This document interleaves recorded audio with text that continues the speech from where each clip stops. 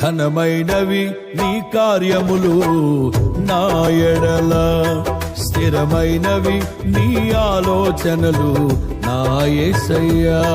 ఘనమైనవి నీ కార్యములు నా ఎడల, స్థిరమైనవి నీ ఆలోచనలు నా యేసయ్యా.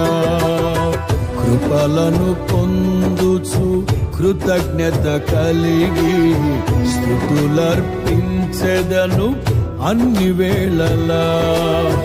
కృపలను పొందుచు కృతజ్ఞత కలిగి స్తుతులర్పించెదను అన్ని వేళలా.